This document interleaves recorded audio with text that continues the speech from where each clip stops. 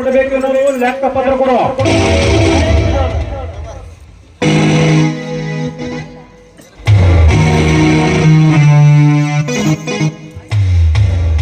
ಆಯ್ತು ಶಾಸ್ತ್ರಿ, ನೀನು ಮನೆ ಕಡೆಗೆ ನಡಿ. ಇನ್ನು ಯಾರ್ಯಾರು ಎಷ್ಟೆಷ್ಟು ಕೊಡಬೇಕು ಅನ್ನೋದು ಲೆಕ್ಕ ಹಾಕಿ ಹೋಗು. ಐತ್ರಿ ಗೌಡ್ರ, ನೀವ್ ಹ್ಯಾಂಗ ಹೇಳ್ತೀರಿ ಹಂಗೆ ಕೇಳ್ತೇನ್ರಿ.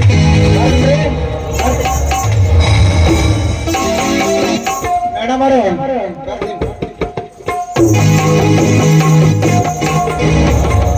ಶಾಸ್ತ್ರಿ ಹೇಗ್ ಹೋಗ್ತಾ ಇದ್ದೇನಂತ?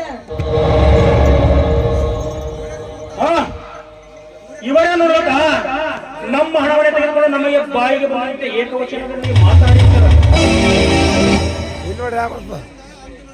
ಇವರಿಂದ ನನಗೆ ಅಂದು ನನಗೆ ದೊಡ್ಡ ಅವಮಾನ ಆಗಿ ಹೋಗಿದೆ ನೋಡು.